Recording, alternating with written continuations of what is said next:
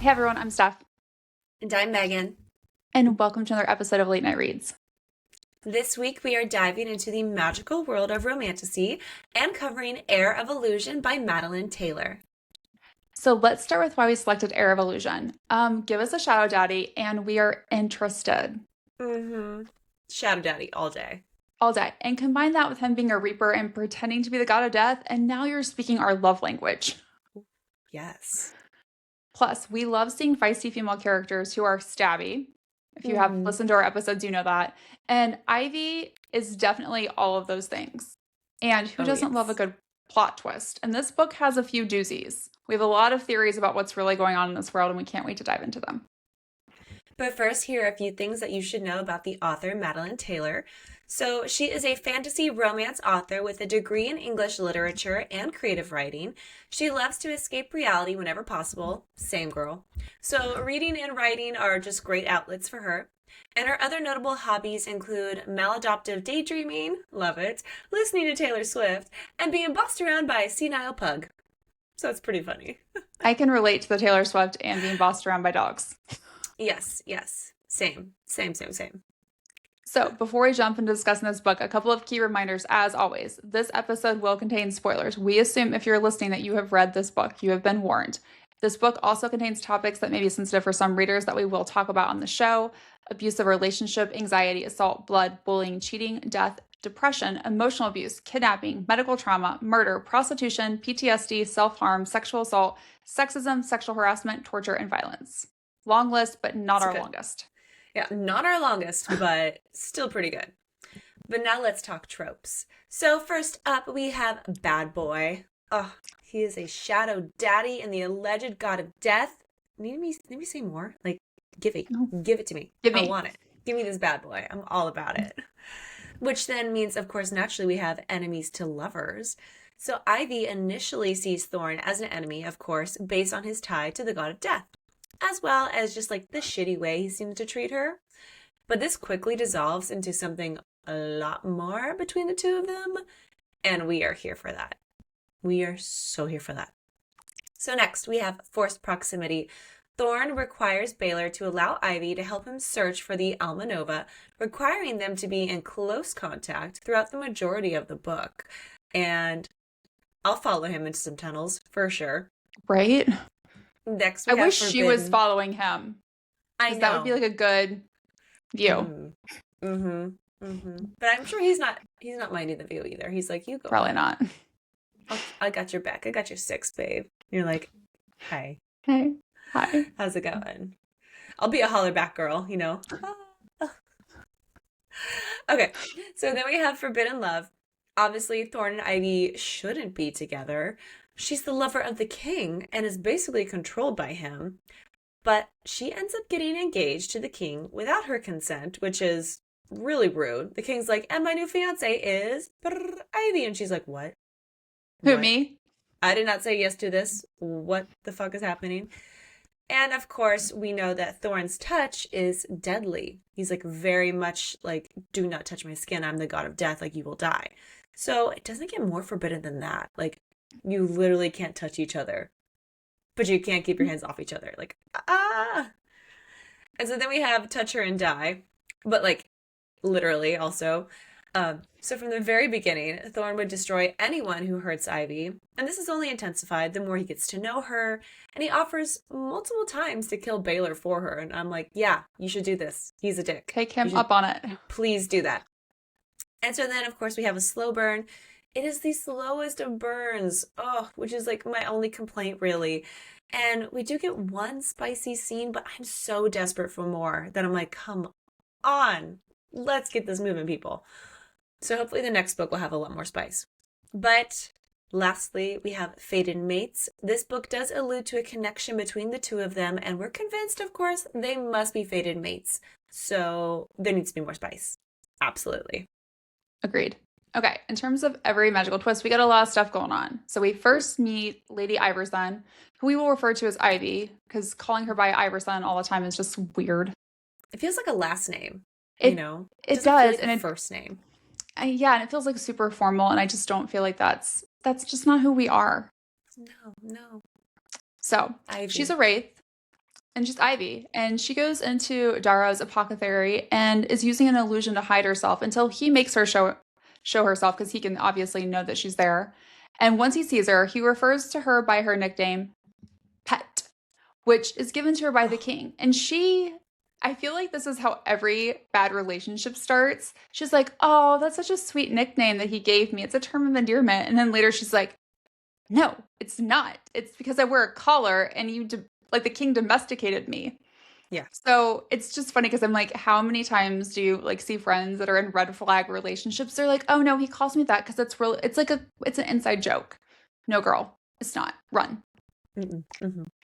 But Darrow wants to know if the king sent her there for him because apparently she is often tasked with killing people on the king's behalf. Talk about a love romance. Hey girl, I love you. Will you go kill someone for me? Ugh. Yikes. Yeah. Yikes. Not great. We learn later in the book that the king can actually force her to murder someone by touching her collar and commanding her to do so. However, this time, she was not sent to kill Darrow. Instead, she is there claiming she wants some information on enchantments. And he just happens to be an enchanter. Makes sense. And we learn that enchanters are some of the most feared magical users with the ability to craft powerful objects and spells. And she asks about the ability to bind one person to another. And he's like, well, it could be done by injecting something, but that would only allow the binding to occur for a short period of time. For a more permanent binding, an object is better suited, such as a necklace. And I'm like, oh, I see where this is going. And then it's very clear at that point, like she is not asking for the king. She wants to know about her collar and specifically, can I ever get this thing the fuck off? Right? She's like, get this thing off of me, please. Because the king put this enchanted collar on her when she was 10 years old. Ugh. Ew. Yeah. Ew. It's giving... Not good vibes. Not good vibes. And he initially told her it was just to protect her and ensure that no one could take her away from him. And of course, he was just grooming her. And we now know that he has the power to remove it, or so we're led to believe at this point in the book, that he like has it for her, best interest. And I'm like, no, because guess what? He also uses it to literally suffocate her when he's angry. Which I'm like, God damn it, this guy.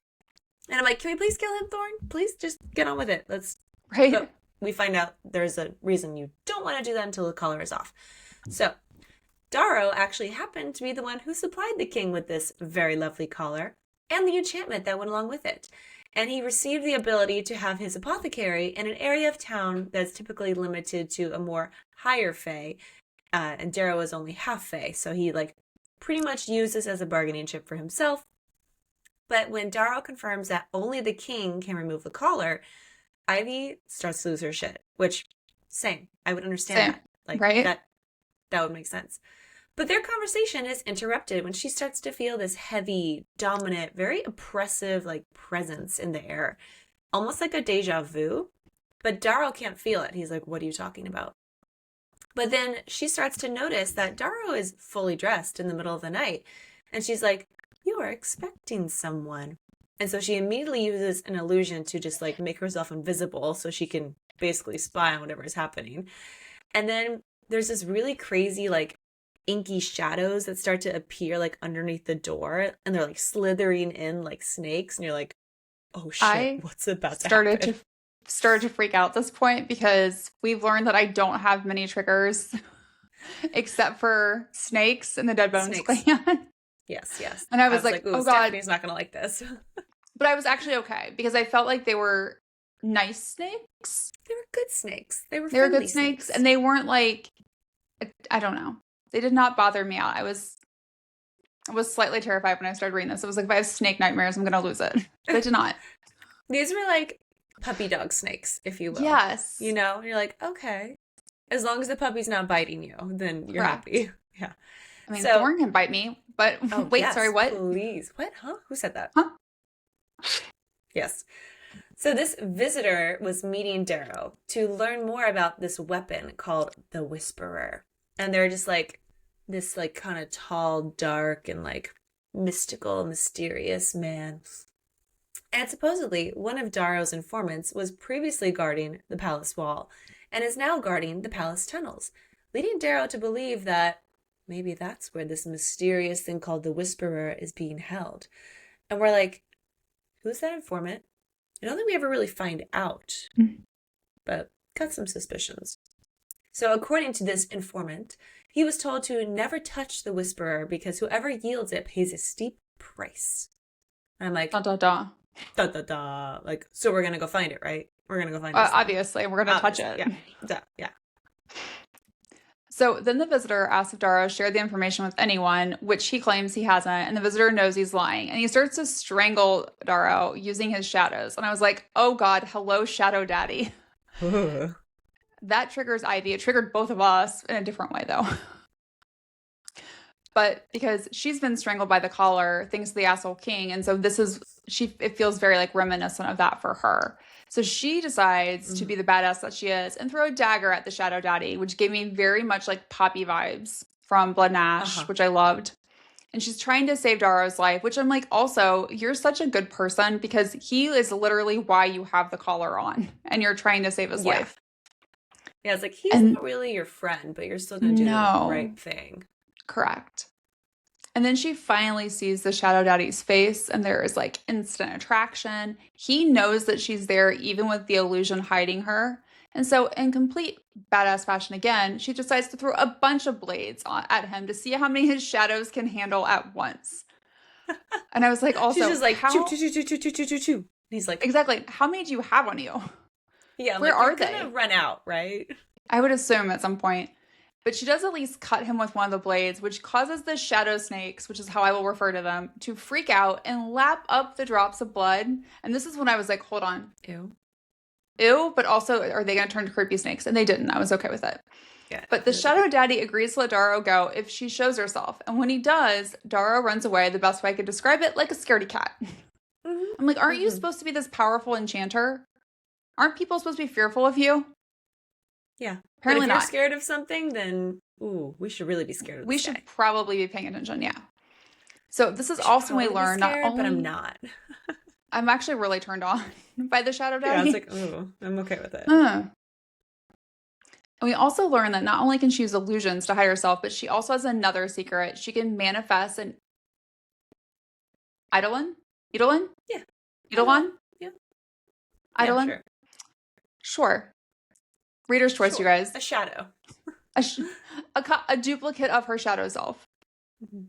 A shadow Ivy. And she believes that she's... I like that. A shadow Ivy. Yeah. She believes she's the only person alive who can do this, which I'm like, how would you know? Yeah. Right? Like, if you don't know that someone's doing it, how would you know that? Anyways. True. The only challenge is it's incredibly hard on her mentally and physically to create it, and she's never tried to do it while holding an illusion. However, the Shadow Daddy immediately knows that her shadow self is not her, and he materializes a scythe out of nowhere, hooks her in the gut with it, and then Ivy feels this incredible pain. And that's when we just started to get a little concerned, because only one creature can summon this, and that's a Reaper, and they're supposed to be extinct, and they're soul collectors. And I was like, God damn it, this is hot. This is good. I'm like, I know I should be running in the other direction, but I'm just like, hook me. Hi. Hello? What's your name? Do you go here? What's up? Let's go in the back real quick. Well, because I feel like it's like not... imagine like if Rysand or Xaden and Hades were combined. Like, I feel like that's what we're getting with this guy. And I am very much here for it. Approved. Yes, please. So then, on top of that, Shadow Daddy takes off his cloak to reveal wings. Rysand, maybe Cassian vibes there? You're like, yeah. Hi, sir. So, you're a Shadow Daddy. You have wings. Give it to me. Take me now. And he definitely has a reaction to even seeing her. And we might not have noticed it when we first read it, but he does a little silent, like, gasp, and, like, his eyes go wide. So, like, ooh, there's a reaction. There is a reaction, good sir. But she decides to use her blade to cut his shadow off of her calf. The one, like, little, like, snakies that was, like, going up there. But her like knife goes through the shadow and she ends up stabbing herself instead. And she's like, fuck, ow. And the snake shadows then lap up her blood in a way that like tickles.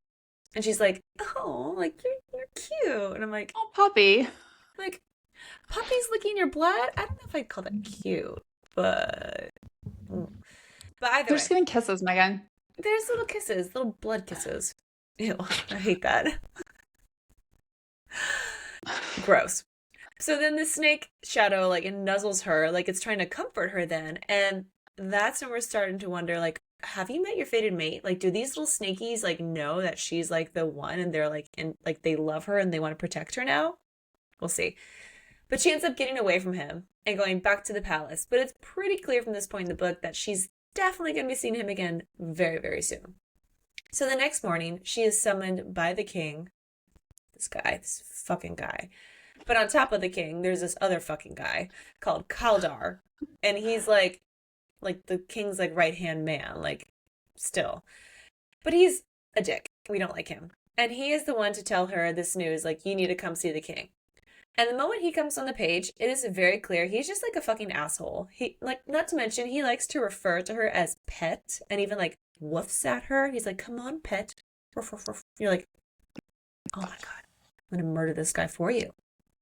And so we're just like, I hate this guy.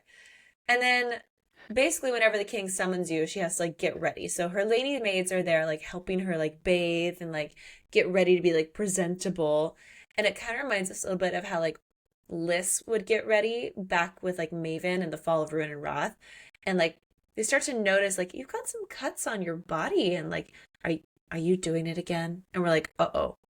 Is there a time that like Ivy would like self-harm as a way to punish herself for like basically like doing all the things that the king was making her do, like killing people? So I think so. And I'm like, ooh, girl, self-harm, not the way to go. Not the way to go. But she's like, no, I'm not. And you're like, okay. But we also know like that was just like the snakes, like in like that whole situation. So we know she's telling the truth, at least on that part. Okay, so we also theorize perhaps, we know the queen is dead, Leona, and that death, Ivy is like literally like placing the blame upon herself for this. And it's like maybe that's also the reason why she's like done that behavior in the past of self-harm.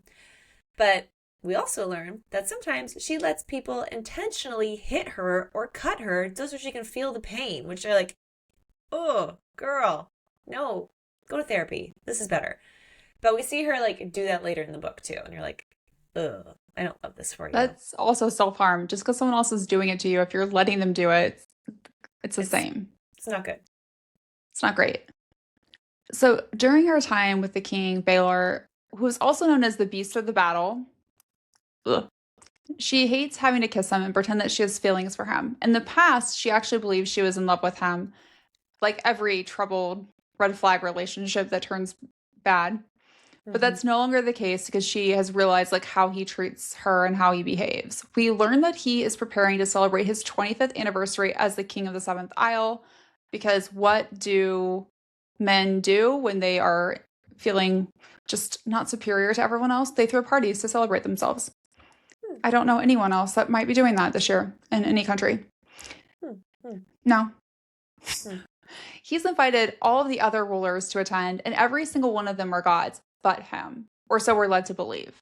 All of the gods were chosen by the fates, and I was like, oh God, the fucking fates. Fates. I was like, I can't with the fates. Oh, I just assumed that they're going to be as terrible as they are in the Flesh and Fire series. So, and all of the gods, their realms belong to them by their birthright. And unsurprisingly, Baylor is sensitive about that not being the case for him. And I was like, well, are you also short? Because that's what I assumed. Yeah. Like, do we have a Napoleon syndrome going on here? Like, maybe. So we do learn about kind of all of the gods. So we have Selim, who is the god of accords. Cassandra is the goddess of divination. Curis is the goddess of love and hate. Alistair is the god of chaos. And just based on his name, I don't like him. Atreus is the god of war. Ikrin is the god of life. Killian is the god of death. And then Baylor is the king of the Seventh Isle, which was previously ruled by Maven, who is the goddess of illusion. But she has not been seen for 25 years. And I was like, Ooh, who could this be? Exactly. But also, I thought was really fascinating. They kept saying she has not been seen. Not that she's dead, that she's not been seen, Yes. which I And think you're is like, like ooh, another little breadcrumb for what we learn later. yeah, you're like, illusion, illusion, illusion. I started to think, I'm like, oh, could Ivy actually be her? Like, oh, Or her heir. That's what I or thought. her I was heir. like convinced Ivy was at this point, was the Oh, heir. yeah. I was convinced the entire time up until later. You're like, what? Which is That's why cool. I love the plot twist because I was like, are you fucking kidding me? Yeah, you're like, What do you shit. mean? Yeah. So, okay. So, since Baylor has stolen the throne, like taken it basically, there have been odd happenings going on in the Seventh Isle, including things like bad harvest, very intense storms, and also lower birth rates. Like, well, yeah, I'm like, people like probably don't want to get it on when, they're starving and it's like freezing cold and like just bad stuff happening outside. Yeah. But there's definitely something going on out there. Reminds us a lot of, honestly, like the rot from the Flesh and Fire series and the whole like destabilization of like the environment and like everything that we see happening in the primal of blood and bone. We're like, ooh, this feels similar. I get that. So if creepy Baylor isn't bad enough, he can apparently shift into like a beast. Like think Beauty and the Beast, but like not sexy and like not good, not Disney. He's like a meanie, Oh. like very not good. And it's basically like an illusion magic that he has called like Verter or Vitel. But basically he tends to give people a peek at his power when he gets angry and his little claws come out. And it's really scary. And Ivy has only seen this transformation once and she's like, I never want to see that again. That was terrifying. I guess maybe it's kind of like becoming a werewolf almost, just like crazy big Like old a beast. non-sexy werewolf. But a non-sexy werewolf, exactly. And the weird thing is like we never really learn when he started to like transform or like why that happened, but either way, Baylor is you don't want to mess with him. So the Seventh Isle is also dealing with a so-called angel of mercy who is carrying out, vigilant justice all over the city. Again, giving us poppy vibes kind of. But she is specifically targeting people. Oh, so we say she, Angel of Mercy, we don't know who it is. But they are specifically targeting people who are abusive to others and then killing them. And then writing down like mercy wherever like the crime occurred. So Kaldar and Baylor have no idea who this person is, like who is doing this, and like 6 people apparently have been found like dead so far with like mercy sprawled out around them. You're like, ooh, who is it? What's going on? Every time I read Kaldar, I thought of Calabar from Halloween Town. Yes, same. So that is like the picture of what he looks like in my head. What his description was ignored. It was Calabar from Halloween Town. Mm-hmm.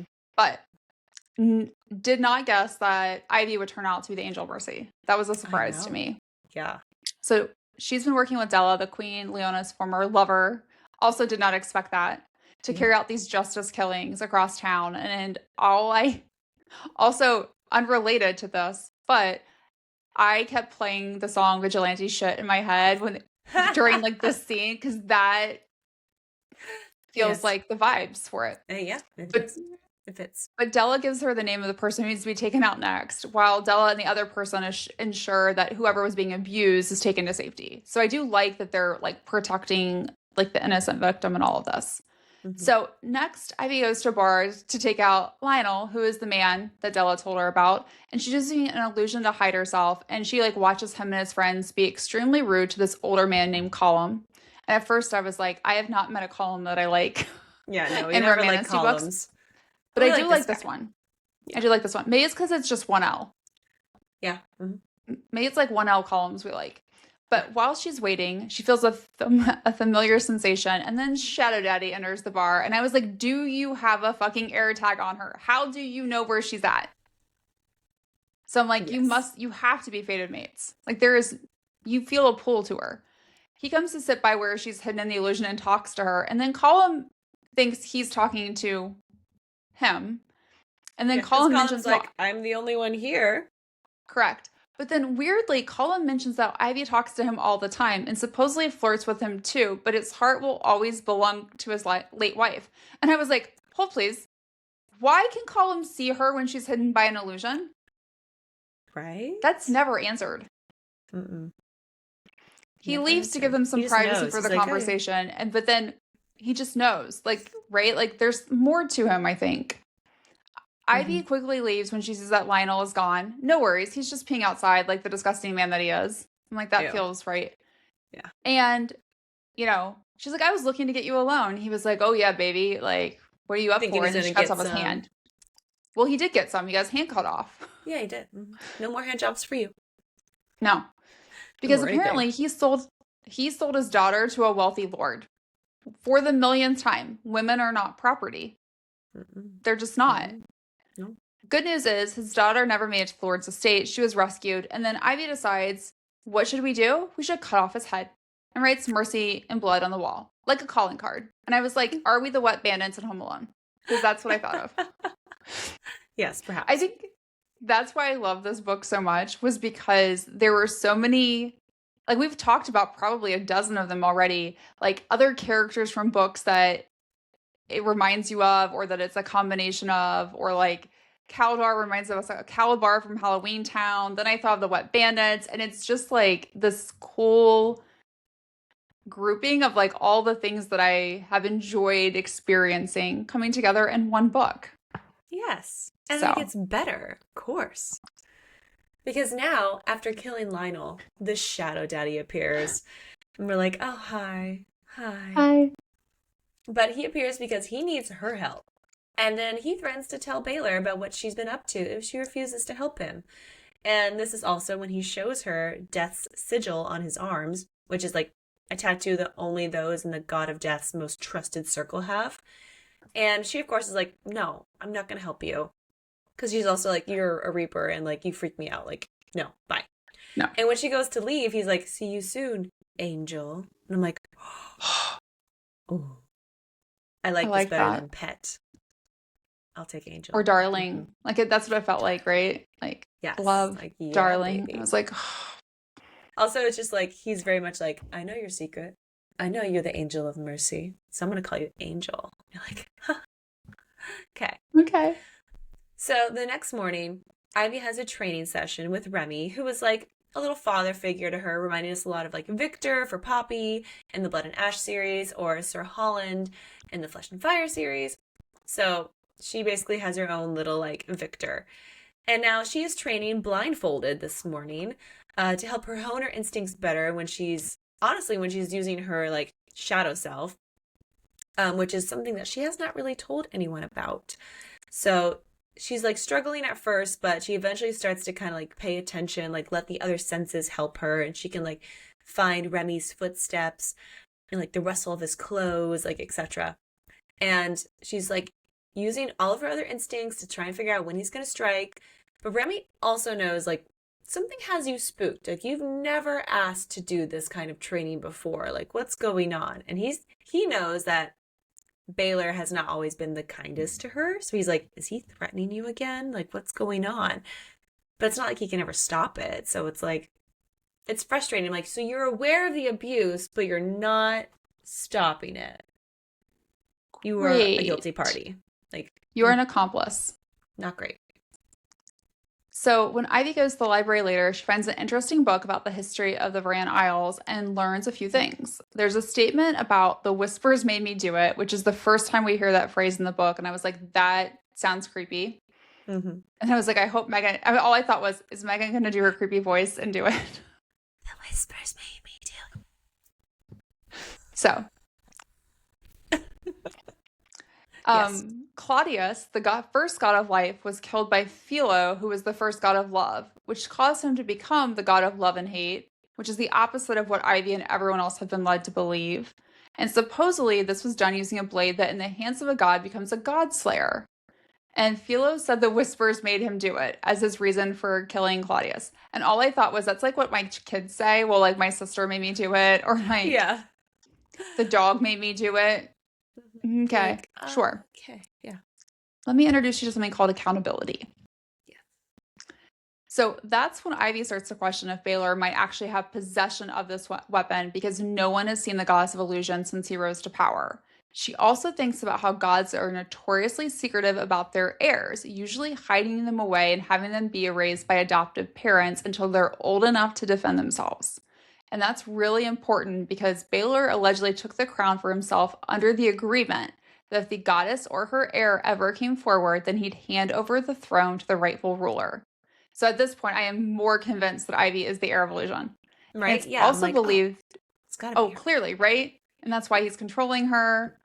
It's also believed that if a god died before producing an heir, then the fates would choose one. And this has led people to speculate that Mabon is either still alive, which we learn much later in the book that she is, or Mhm. that she must have given birth to an heir beforehand.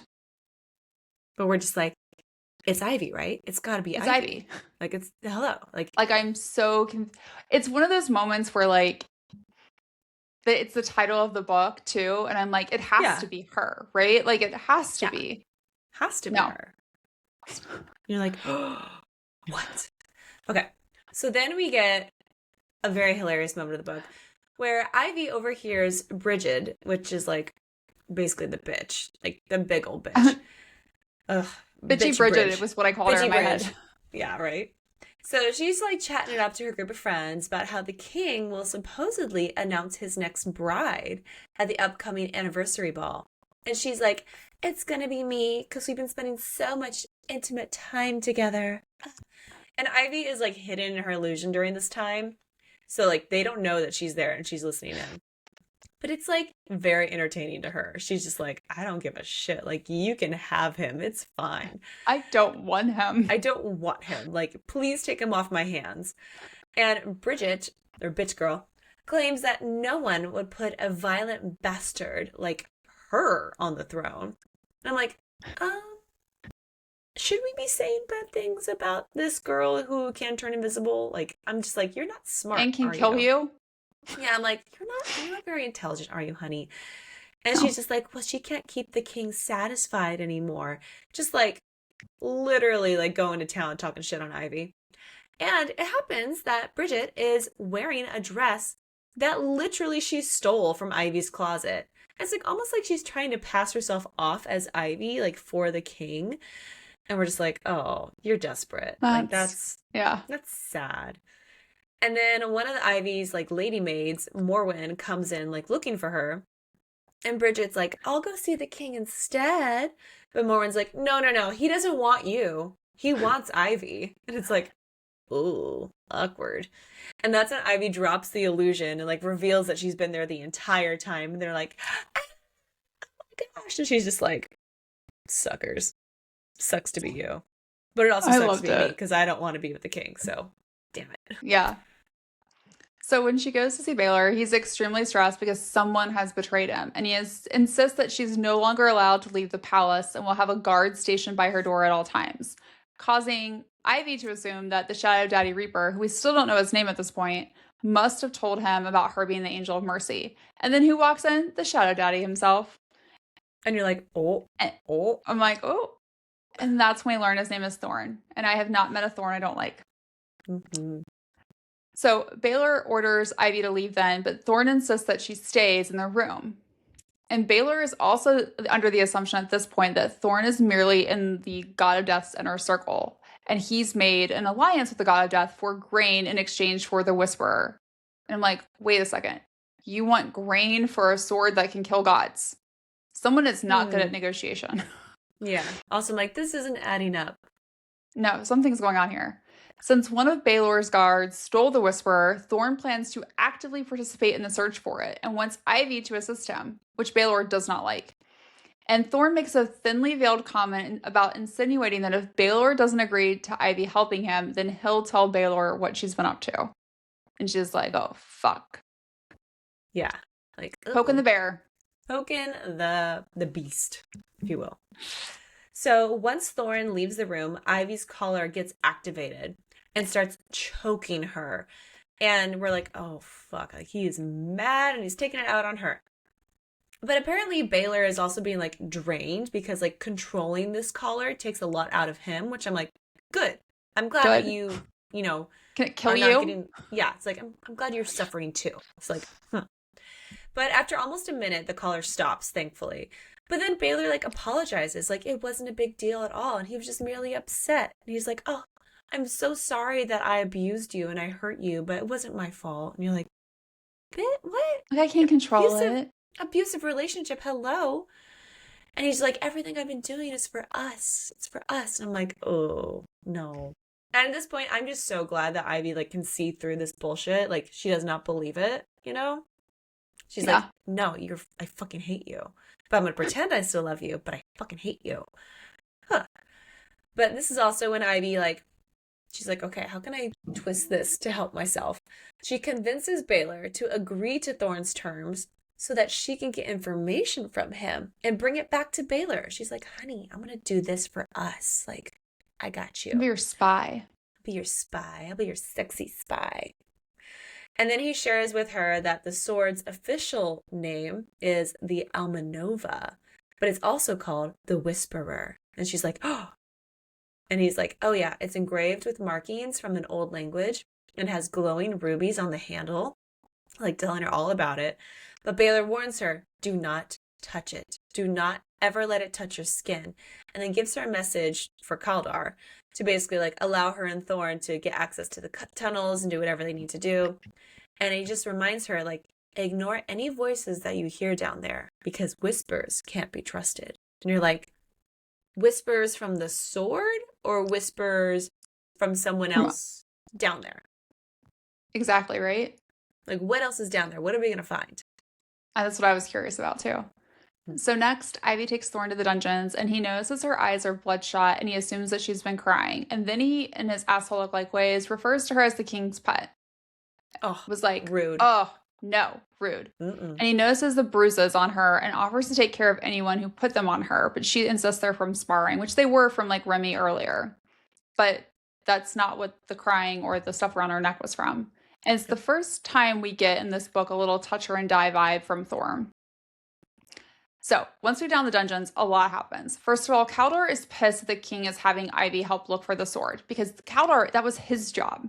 Yeah, he's like, But now he has to "No, guard a door. no." He's He's very all butthurt. threatened. He is very butthurt. Grell Darby is the guard who stole the sword and was hired by Kaldar. So initially, like, I'm suspicious of Kaldar at this point. I'm like, I don't trust you. Yeah. Ivy gets triggered by this tight space in the tunnel because it reminds her of a past trauma. Because then we start getting these flashbacks of being drowned and buried alive as a child. And I'm like, excuse me, what? Whoa. Did not see that kind of coming. Her collar pulses when they're in the tunnel, almost pulling her to go in a different direction they're headed, but she doesn't follow it. You should have followed it, girl. And then Remy and the other guards are working to clear a collapsed tunnel. According to this other guard, Kips, the cave-in happened last year, but Ivy's like, that's not true. The cracks in the rocks appear to be fresh, which means Kips is either lying to protect Darby or he's involved. Mm-hmm. And I'm also like, how do you know that the cracks in the rocks are fresh? Right? Like, she's good. I would not know. She's good.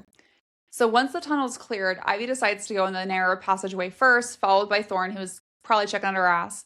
And once again, triggers her PTSD from being in a tight space. But at the end of the tunnel, there's a river. She kind of like falls out onto like the bank of it.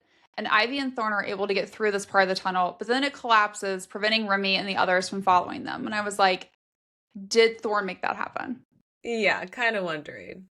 Maybe a little right? bit. Because like, why would it just collapse out of nowhere? Like, just what? Interesting.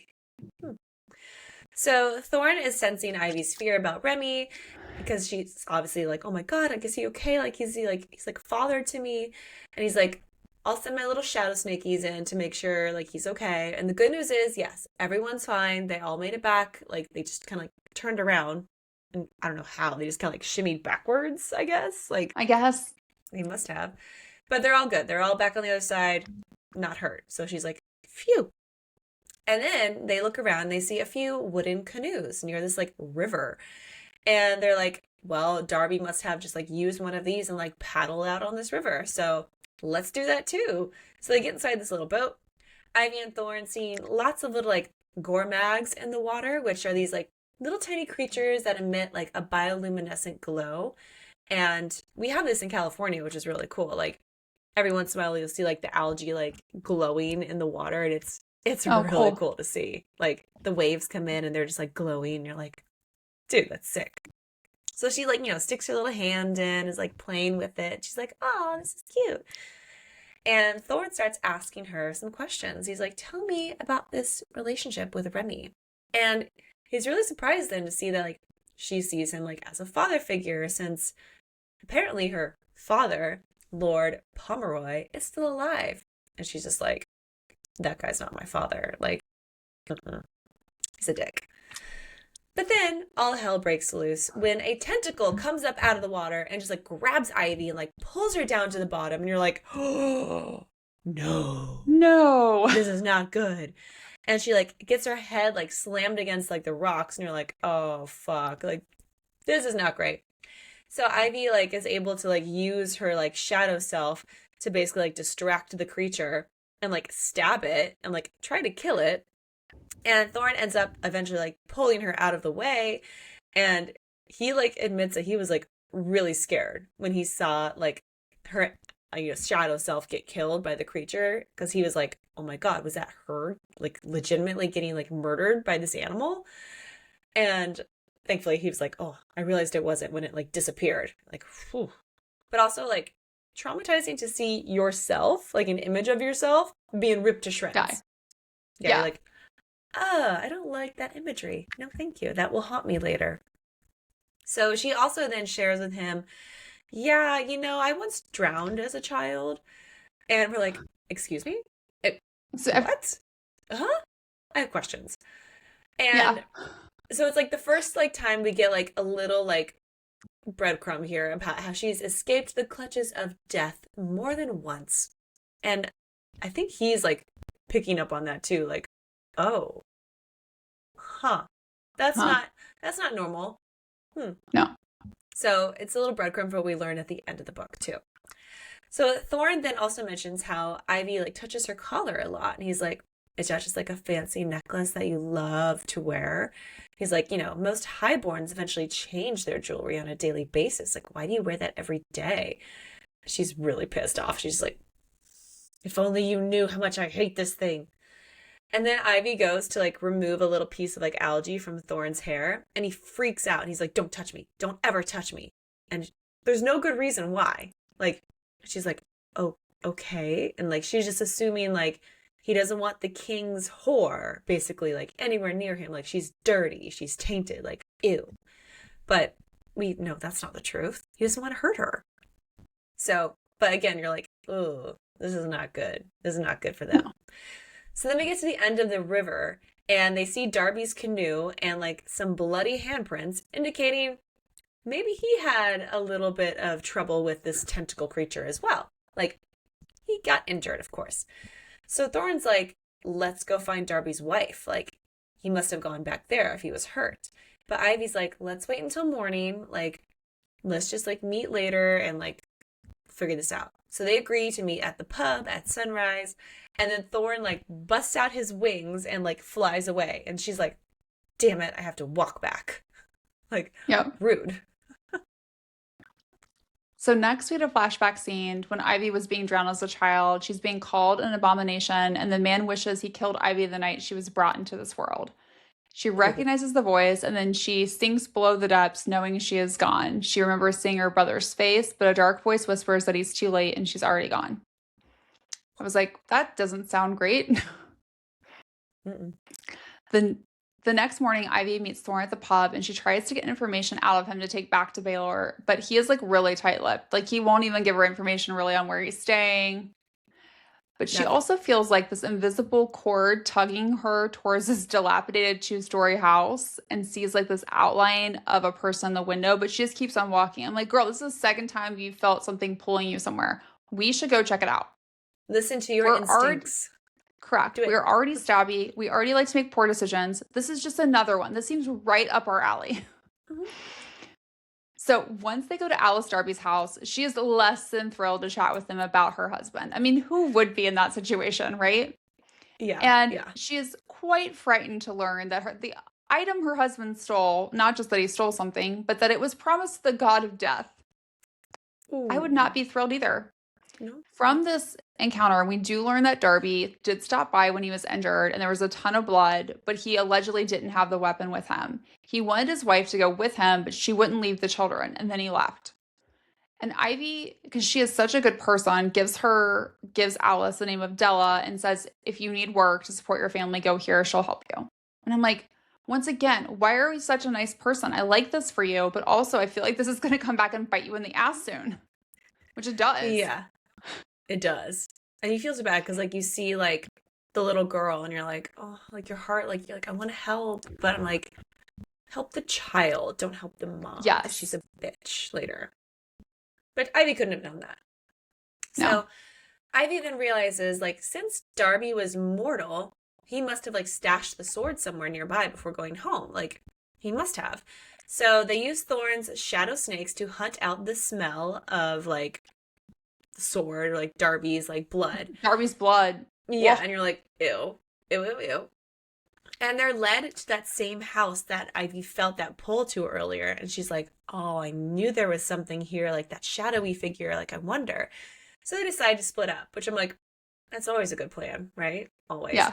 And they go in the house and they're searching. And Ivy finds this like old woman, like on the second floor, who's like in really rough shape. And she keeps saying crazy things like, the cats can run, but the rats can't hide.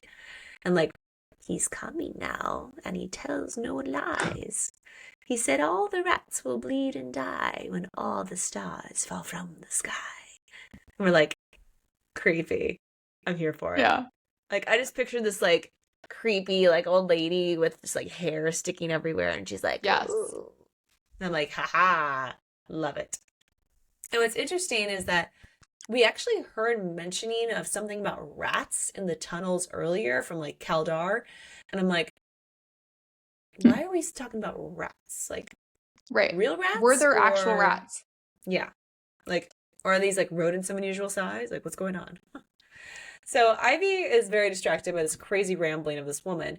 And so she doesn't notice that this crazy bitch has a little dirty knife that she ends up getting stabbed with. And you're like, oh my God. And then the lady tries to bite her. And I'm like, oh, are you a craven? Oh my God. You're so What's bitey. wrong with you? Like, you're stabby and bitey and not in a sexy way. Like, No. Thankfully, Thorne shows up. And he gets this woman away from Ivy and just is like, oh my God. And this crazy woman then, like, still mentioning to her about, like, how he is coming for her. Like, he's coming for you, Ivy. And, like, oh, but Ivy's still being like the good person she is, like gives her some money and she's like, here, like, bah, and like leaves. Take a shower. Yeah, go get some help. Go get some food or something. And afterward, like, they're like walking away from the house and they agree to split up. And Thorne's like, okay, I'm gonna go like re-interview Darrow at his shop. And Ivy's like, okay, I'm gonna go and like talk to some healers, but that's not what she's doing. That's not where she's going. So she heads back to Della's place because Darrow has been staying there since the earlier incident with Thorne and the Shadow Snakes. Ivy asked him about how she knew it, right? Like she knew like, exactly yeah, where you go find Darrow and I'm gonna go this way. He's at his shop. Sure. And Ivy wants to know how the Almanova is connected to her collar. And he's like, oh, it's not. But then he gets really rattled by the mention of falling stars. And when Ivy tells him about all the crazy things the woman rambled about, he worries that it's already starting. And I was like, what do you mean it's already starting? What's starting? Why do you know things?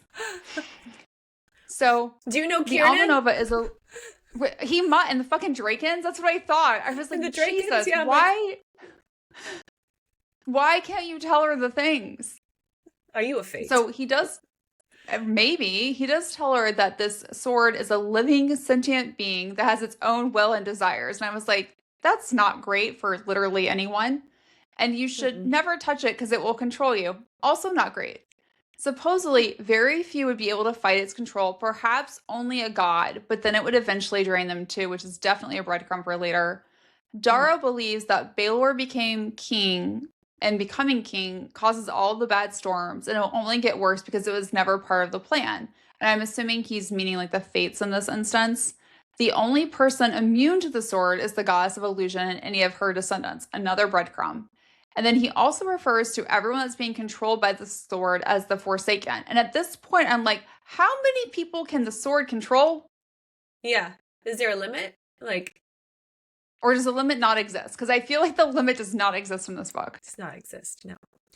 So then Thorne shows up because he just has to be where Ivy is, obviously. His little air tag. He's like, this is where she's at. But he's so pissed because he's like, you lied to me. Like, motherfucker. He's so mad. And it's like, well, dude, you've also not been very forthcoming with information either. So, you know, call a spade a spade. Hot me kettle. Exactly. But they're interrupted by Nolan, who comes to deliver a message as part of the Angel of Mercy network. And he just like delivers a little message, but then he like leaves. And that leads Thorne then to assume that, has Ivy been here often at Della's place? And he starts to think like it's for sex, supposedly. He's like, this is like a sex place. Like, do you come here often? Like, what you doing, girl? And she's like, shut up, you don't know anything.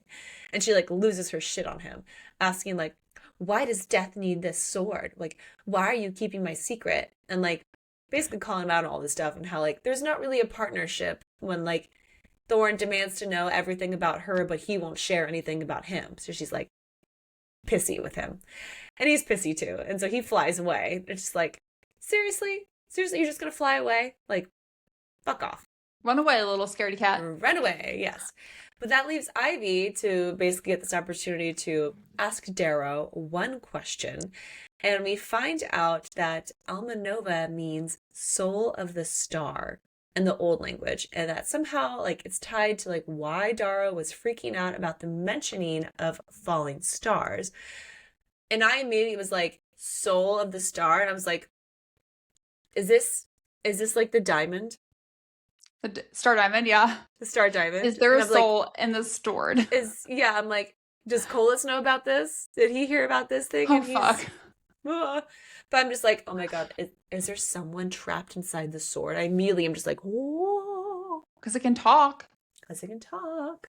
Yeah, I'm like, oh, this is getting good. So things continue to get worse in the kingdom. Everyone's on edge. They're becoming angrier. The situation gets even worse because the king has requested Ivy's presence for the evening. And then that's when we learn she likes to send her shadow self to service his needs, to prevent herself from having to be with him physically. And I'm like, but like, don't you still see it or feel it or hear it? Yeah. I don't know. Like, ugh. So then we learned the first time Ivy was able to create the shadow self was a month after Leona died and Baylor wanted her to spend the night with him. She panicked and something inside her broke, leading the shadow self to appear in front of her. And she's been sending that shadow self version of herself to Baylor's bedroom every time he requests her, which is also why he thinks it feels a little different. So later, Ivy is training by herself because she simply can't sleep. And she's like, I'm just going to go like work out and train. And Thorne shows up, of course. And he notices like, you're bleeding from your nose. And it's like kind of like Stranger Things, right? Where she's just like bleeding from the nose because she's using so much power. And she's like, yeah, it happens every time I conjure up my shadow self. And he's like, where's your shadow self at? Like, it's not here. But surprisingly, Thorne is there to apologize, which did not see that coming based on your general shitty behavior, buddy. Like, oh, you have a heart? Interesting. And then he mentions how he's like, Baylor is very careless with the things that belong to him. I'm like, yeah, pretty clear you're referencing Ivy and that comment. Also, like, I don't belong to anyone. I'm a human. How dare you? I'm not a pet. And then he has this like really strong reaction when he finds out that Ivy's middle name is Rose. You're like, and like the temperature in the room just like plummets and like shadows creep over the walls. And that's a little breadcrumb for later because Death's sigil happens to be a burning rose tattoo. And you're like, what do you mean your middle name is Rose? Like, what? But they're interrupted by a guard claiming that Darby was spotted by the docks. We're like, all right, let's go to the docks. So they're all down there. Remy and his team are searching all the boats in the port to like locate Darby. And it's already been 2 hours apparently without any other sightings. And Ivy's like, something's not right about this situation because we should have found him by now. Like this port is only so big. So she goes after the guard who allegedly spotted Darby Turns out he actually wasn't the one who saw Darby, but just the one who reported it, because Kipps is supposedly the one who saw him. So they're like, oh, Kipps, you are a dirty motherfucker. So they start chasing after Yep. him, and he ends up using like a random woman as a shield, like, don't come any closer or I'm gonna kill her. And he's like commenting stuff about how he won't let him go. And like he whispers to him, and you're like, uh-oh. Uh-oh, Kipps, you have been infested with the whispers. And then Kipps slits that woman's throat, followed by his own. And it's so triggering for Ivy in this moment because she's like remembering like Leona's death, and she's just like, oh my God. And to make it even worse, like there was a child right there. So it's just like, oh my God, this poor child just saw her mother die. Like, Yeah. fuck. So bad. So Thorne takes Ivy away from the situation, and that's when she realizes that she trusts him, at least not to kill her. And I was like, okay, I mean, that's better than most people in your life. Yeah. And it's when we can see him take care of her because he cleans like all the blood off of her, and we learn that while he can technically touch her with his gloves on, she can't touch him. And claims it's only because he doesn't like being touched, which I'm like, well, that's kind of partially true, but it's also because his touch kills. Maybe you should just tell a girl that, just throw it out there. Yeah. Ivy shares how she feels like she let Leona down and how she was like a mother to her. And then Thorne decides to share how his mom died and it was all his fault. And we learn that his father was a paranoid and difficult man and kept him and his mother isolated from the rest of the world. Very important clues as to who his father is. An enchanter was hired to watch over them and gave his mother a tonic to make her believe she was happy in captivity.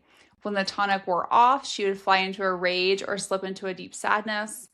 The guards would also clip his wings at night so he couldn't fly away, which I was like, that's horrific. One night he was lashing out at them. They ended up holding him down and like basically lashing his back with a whip because he refused to summon his wings for them. Then the guards brought in his mother and pointed a knife at her, and he knew they wouldn't kill her because that would have made his father angry. But he didn't know how far they'd go, so he stopped fighting them, summoned his wings. They started cutting his wings, and his mom lost her shit because her tonic was starting to wear off. She told him to fly, and then she drove the knife through her own chest. The guards panicked. They blamed it on him. They wanted to like blame it on him. He felt a power within him breaking free for the first time. His shadows unleashed. He killed all of them. He was 8. And I was like, You're like, holy fuck. Wait, like I thought maybe he was like 15, 16, like something like that, not 8. a child. A child. I mean, a 15, 16-year-old's still a child, but like, Right. that's a baby child. That's a baby child. Yeah, you're like, oh my God. So you understand now why he's a bit grumpy. Mm-hmm. Yeah, I could see. One could see. I see it. I could tell. It's like, oh, okay, yep, that trauma tracks. That makes sense why you are the way you are. But we don't learn any more about what happened because their conversation is interrupted by Griffin, who is definitely a flirt, and Thorne does not like that one bit. And unfortunately, Griffin has come to tell Thorne that he is needed at home, and Thorne isn't sure, like, when he'll be able to come back.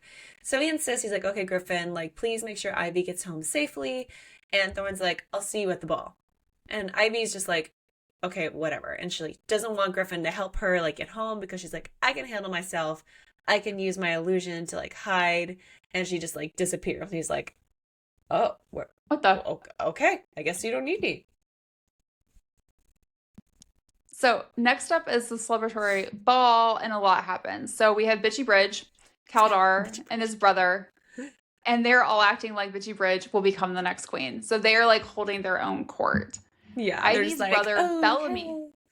like, yeah, she's gonna be queen. I'm gonna be like the father of the queen. I'm just like, You're like, I mean, I hoped it for her, so not Ivy, but yeah. Then Ivy's brother Bellamy shows up at the ball, and it's the first time she's seen him in 15 years. And I was like, what? And he's there with their father, Lord Pomeroy, who comes up to Ivy, and everyone allegedly knows that Ivy isn't his daughter, but he'll never publicly admit it for some reason, which is very odd. Yeah. And then Remy comes to Ivy because the king wants her, and then Remy like is staring at her necklace a lot and warns her about trusting Thorne, which I was like, that was a very weird comment. So I was like, what's going on with Remy at this point? Mm-hmm.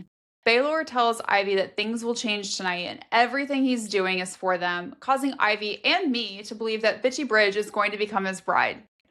And then Ivy can sense a god arriving. And I was like, wait a second, why are we able to sense gods arriving? So I'm like, and also, you are the Heir of very Illusion. interesting note, when she later says, like, the tell to know what somebody's forsaken is they always look at her collar. Like, Remy looked at her collar for a long time, and you're like, a lot. Uh-oh. Did you already get forsaken back then? Like, damn. Yes, I'm pretty sure. You did, yeah. Yeah, but you're just like, oh, shit. Like, you don't pick up on it the first time. But then later you're like, no. Oh, whoa. Oh, whoa. Yeah. Yeah. So Ivy can sense a god arriving. It's Selim, the god of horrors, and Cassandra, the goddess of divination. She also feels a strange, almost familiar presence from Cassandra, but her mind is too jumbled to connect the fragments, which I'm like, I need more about this. Then Foley, the heir of life, who's also a super big asshole, is there with Leland, who's an advisor to the god of life.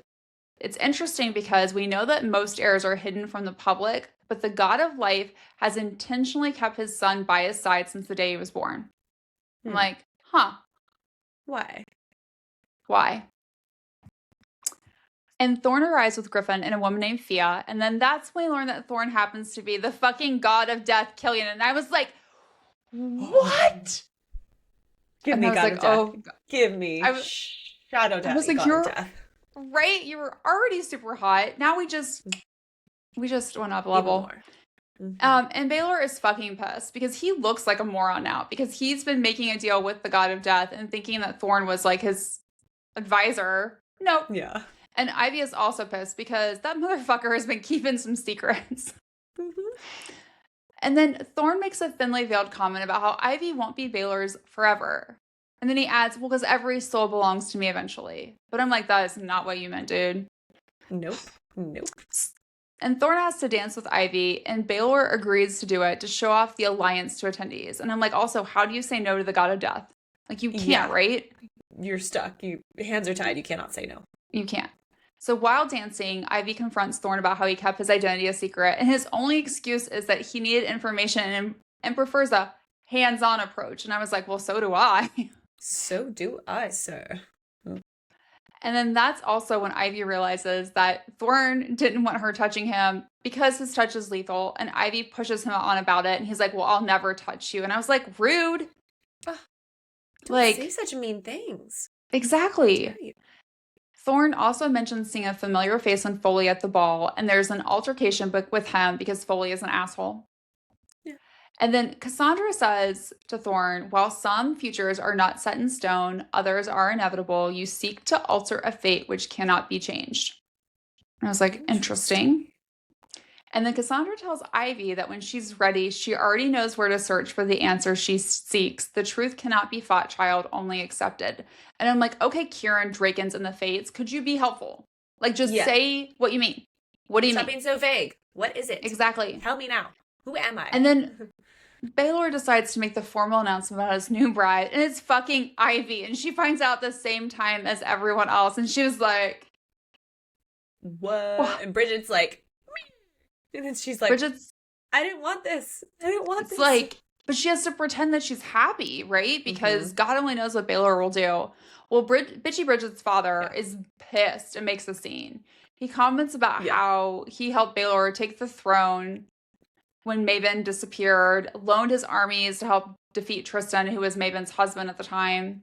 And then Thorne, to shut him up, puts his bare hands on his face and he dies. And then Thorne leaves. And I'm like, oh, what just happened? Ooh. Like in this ball, we learn that Thorne is the god of death, which I mean, like, hello. Hi. Ivy has to marry Baylor, which she did not want. And then Thorne kills the guy making a scene about it.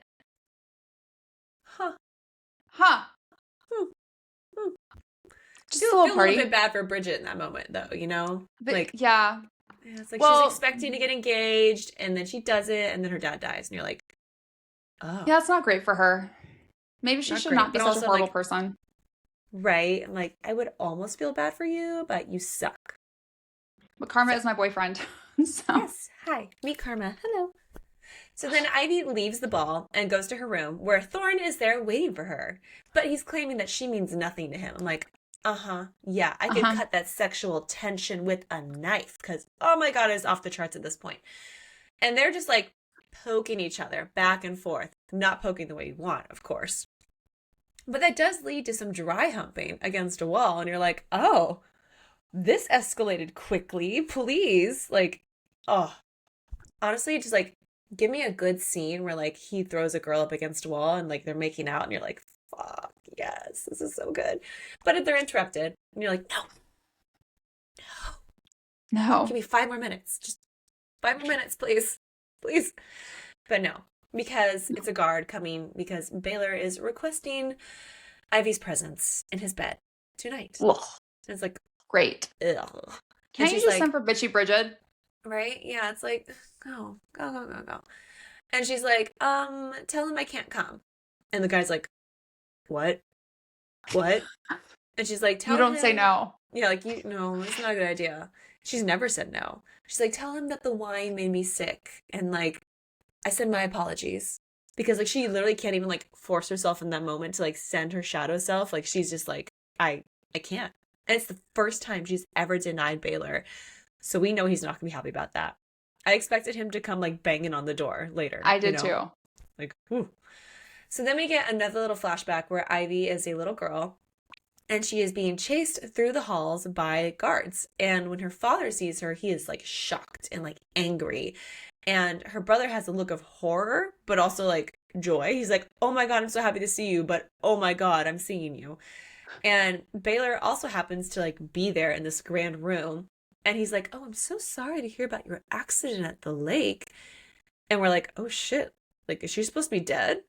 And then Ivy's like, it wasn't an accident. And like looks at her father. And like Ivy tells Baylor how she went to sleep in the pond and then woke up in a wooden box underground and had to like dig her way out. And you're like, hold What? please. Hold please. She was drowned and then buried alive.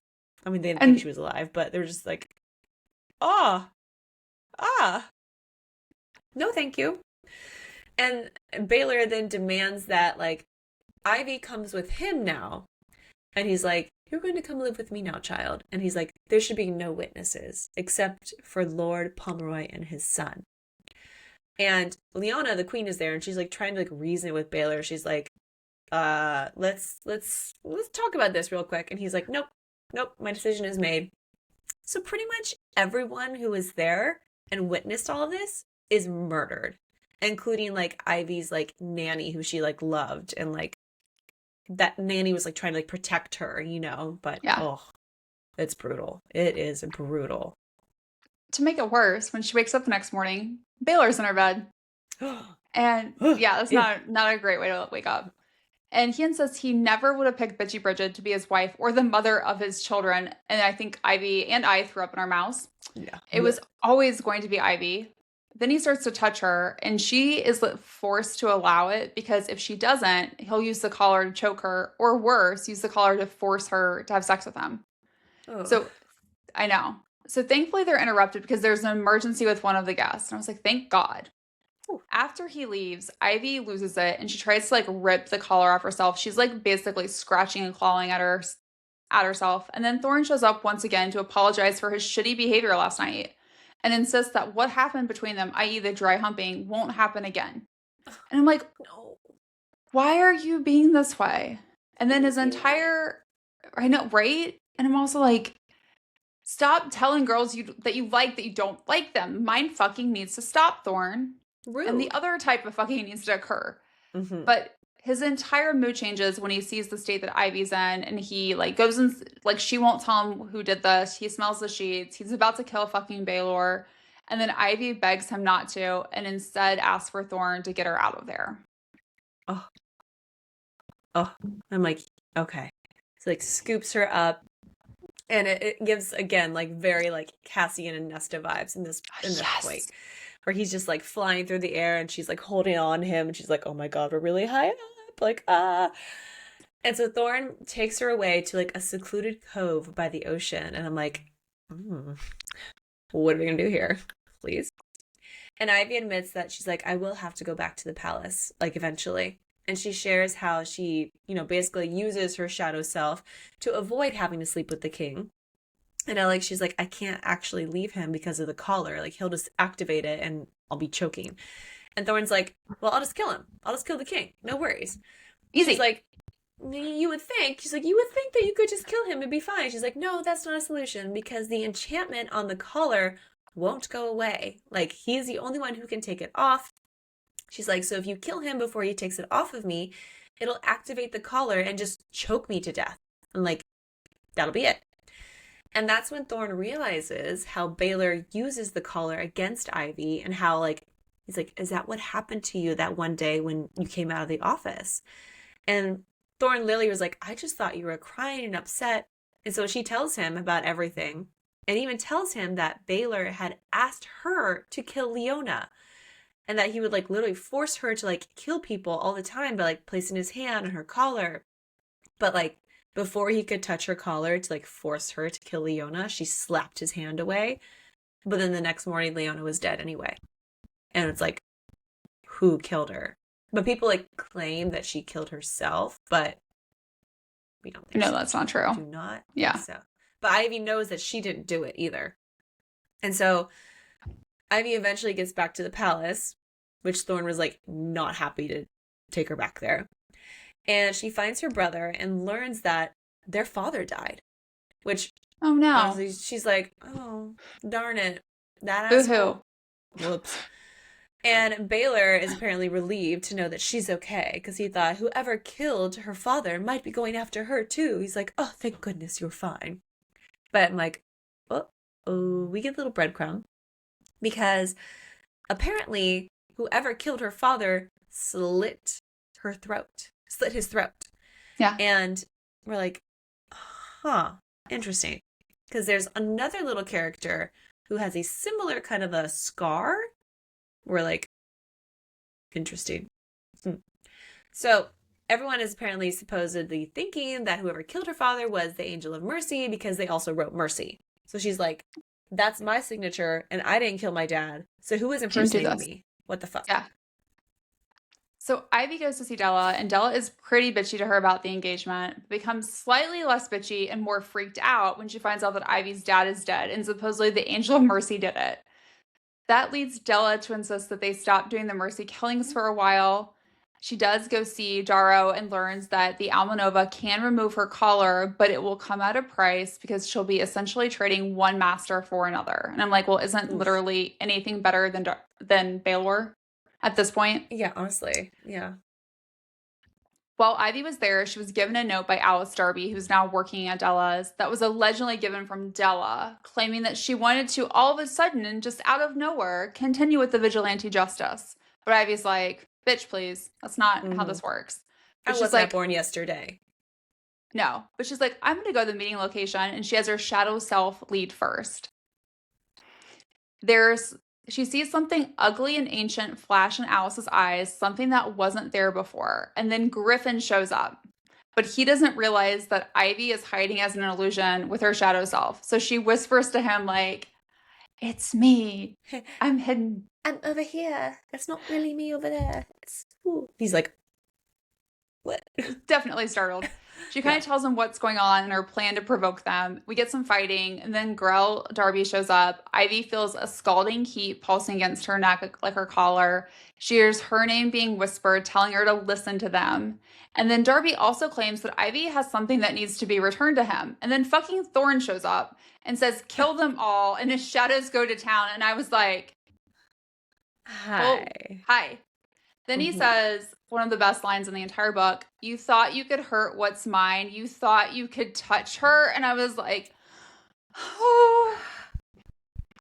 Fated mates. Fated mates. Oh, yes. So during the fighting, Ivy lets one of the guys intentionally hurt her. And Thorne's not pleased about that. He's like, what the fuck? Like, why would you do that? And it gets crazier then when that same guy, Taryn, throws a blade at her, but Thorne steps in front of it. And he falls down and he's like bleeding heavily. And Ivy's like, what? Why would you do that? And she like puts her hand like on his wound to like try to stop the bleeding. and she's touching him, and she doesn't die. You're like, uh-oh. And Thorne realizes it all of a sudden. He's like freaking out, and he's like, oh my God, like, I'm gonna kill you somehow, or like, you must be harmed, like, in some way because you touched me. Like, how did you do that and not die? But then she touches him again, and he touches her. And we're like, oh, we can touch. Oh, yes. Mm-hmm. Finally. And they start making out, and we're like, finally, a little bit of spice in this book, And he goes down on her because he's like, well, if I can touch you, I'm gonna touch you and taste you. And then, like, in public, Megan. Yeah. Like, in an alleyway. In an alleyway. Huh. Anybody can just walk by, but they're just like, I don't care. I don't fucking care. I'm just gonna do it. And then, by the way, someone does walk by. It's Griffin. And he's just like, whoa. Okay. He's like, she's touching you and she's not dead. Also, she's quasi-naked. Like, And Ivy's just like, shut up, shut up, shut up, shut up, shut up. You saw nothing. And she's just like, this is a mistake. Because if Baylor finds out about this, like, I'm dead. And Thorne's like, I'm going to protect you. But she's like, no, you can't protect me because, like, I still have this damned collar on my neck. Like, as long as I have this, no one can help me. So then, spicy moment's gone. And it's like, cold water splashed on you. And you're like, yes. Damn it. Damn it. So on top of that, Ivy is now forced to attend the funeral of her father, even though she doesn't want to be there. She's like, I never liked that guy. He killed me. He killed me. Literally. And buried me. Like, fuck that guy. But she's like, oh, I don't want to be here. But, the king is just like, I need to make a grand, gesture about, my fiance's father dying and blah, blah, blah. And her brother is there. And she's just like, I'm so happy you're here. But he's like, I have to leave, like, right after this. Because, like, the king told me to. So she's really pissed about that. And he makes, like, a vague comment about having a reason to be elsewhere. And I'm like, what else is going on with you? What? Tell me. What do you mean? What? What do you know? And obviously, like, Ivy's very worried about her brother and, like, warns him, like, please find somewhere safe to stay. Like, if things go bad, like, please, like, just be safe and, like, contact Della if, like, you need to find me or anything. Like, if anything happens. We're like, what do you think is going to happen? Well, I think she's alluding to, like, how the bad stuff, right? Yeah. Darrow was worried about. But, like, she doesn't give him enough details to, like, really help prepare himself, I feel like. Yeah. So later, Ivy is forced to attend dinner with Baylor, Kaldar, Thorne, Griffin, and Thea. And Thorne sits right next to her and puts his hand underneath the slit in her dress. And I was like, oh, we're doing this. Oh, yes. Mm-hmm. According to Baylor, he expects to find the Almanova any day. And he wants Thorne to kill a prisoner that Baylor has who's proven difficult to take out. But Baylor can't do it because circumstances prevented him from doing so. And I'm like, what circumstances? Yeah. The fact that she's your mom? That could be it. That could be it. Thorne agrees to do it if Baylor removes Ivy's collar, which he does not agree to. But when Thorne, Griffin, and Thea leave, Kaldar ponders out loud if Ivy's been compromised by Thorne and if she spreads her legs for him since infidelity runs in her blood. And I was like, motherfucker. Oh, I hate you. You did not just go there, bitch. Damn.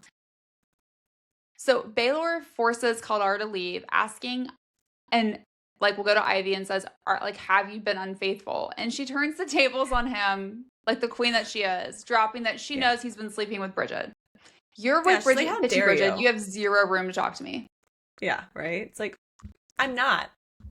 Well, I mean, I am, but I'm not really.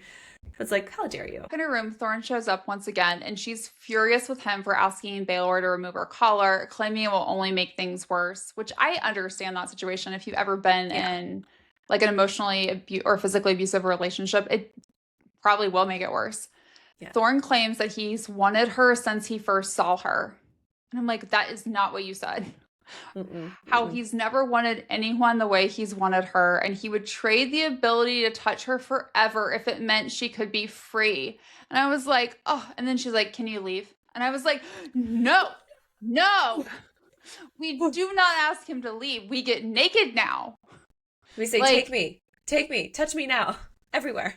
he would give up his ability to touch her so she could be free?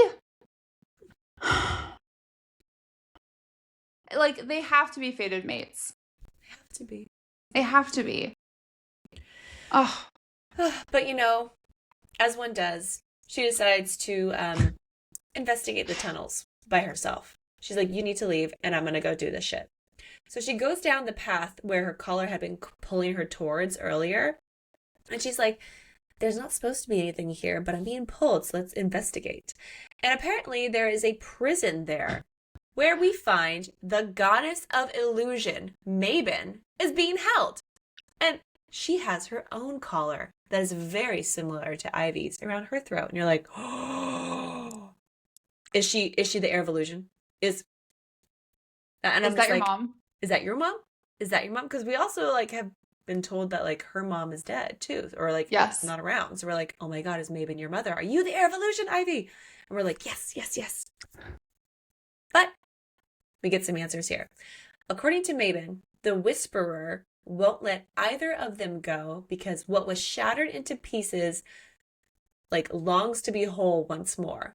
So I'm like, okay, like the rubies, like from your Thorne, like all this stuff. Yep. I'm like, okay, this tracks. So yes, mother, daughter, right? Okay.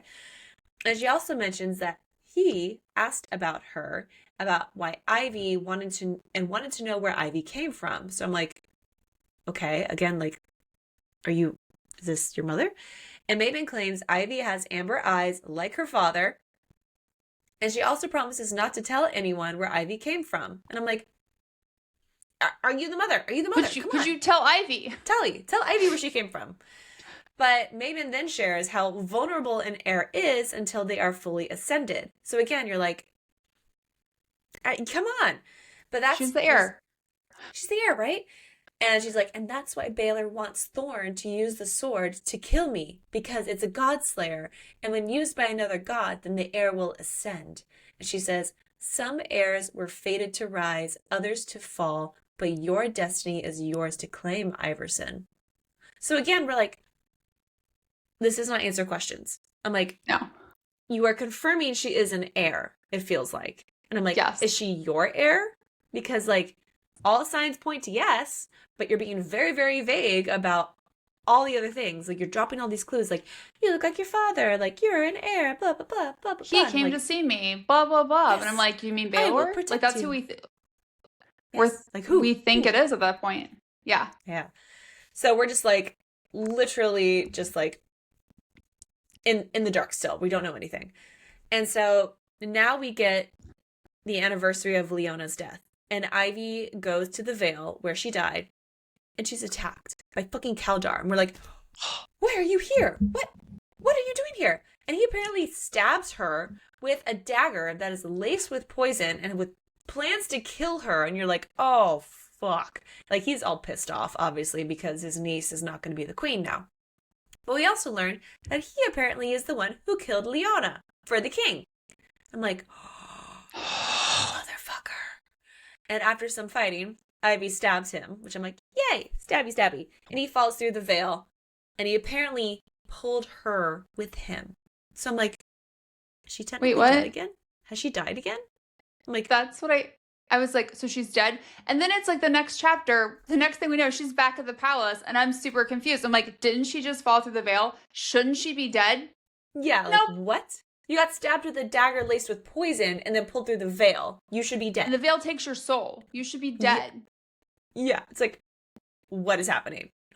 I thought I was like, maybe I didn't understand. Yeah, I was like, I read it again. I'm like, no, she went through. Yep. Okay. So when she gets to her room, she finds Thorne, who's been waiting hours for her, and he has no issues with her having killed Kaldar. Neither do I. No, because there is no crime she could commit that would turn him away. And I was like, well, that's an interesting little breadcrumb, because something else apparently turns him away, like her true identity at the end. Oops. Thorne ends up cleaning her wound, and she tells him how Kaldar tried to drag her through the veil, but she twisted and went over the side instead. And I'm like, what does that mean? Yeah. Okay. And then he asks if he can stay the night just to hold her. And I was like, oh. And we learn that the enchanter who gave his mother the tonics was Leland, the advisor to the god of life. And Thorne says that Leland has worked in many courts over the years, but services the current god of life, Ikra, now. We also learn that heirs don't fully ascend after a god dies. The process can take weeks or months. If someone kills the heir, they could claim the heir's destiny as their own. It supposedly only happened once before.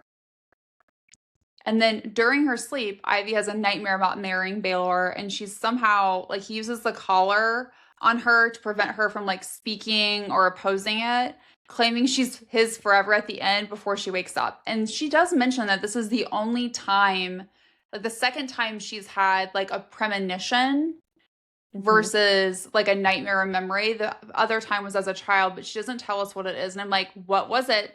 What did tell me?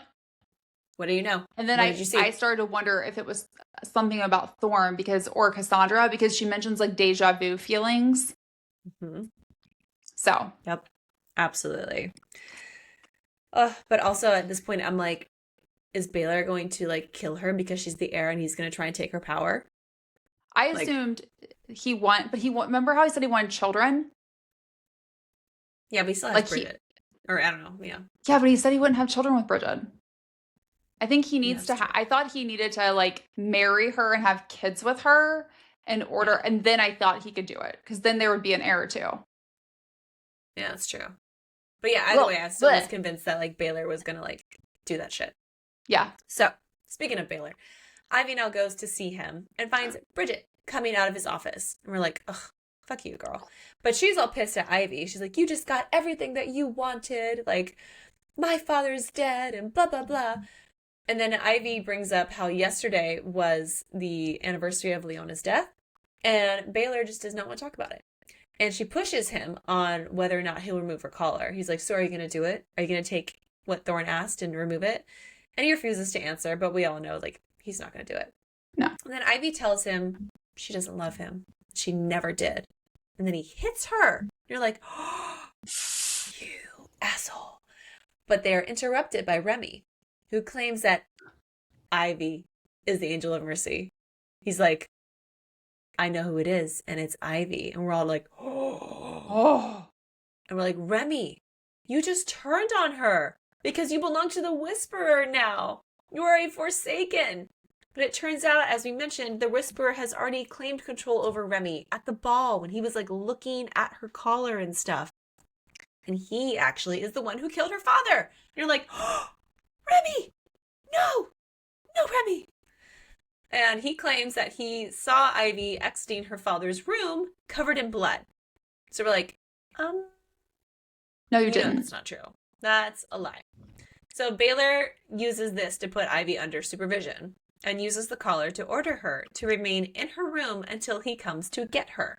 Very specific wording, which she takes notice of. So it gets worse, of course, because it's always going to get worse before it gets better. Because now her two lady maids are also controlled by the Whisperer. And they're held, which I'm like, oh, fuck, that's not good. I'm like, who isn't at this point? At this point, right? Yeah. And they're like, we're here to help you get ready for your wedding. And she's like, oh, no, I don't want to do that. Like, I don't want to get married. No. They're like, yeah, you're going to get married today. And she gets to wear a dress from the late queen. How fitting. Great. The person that was a mother figure to her, she has to wear her dress to marry this man she hates.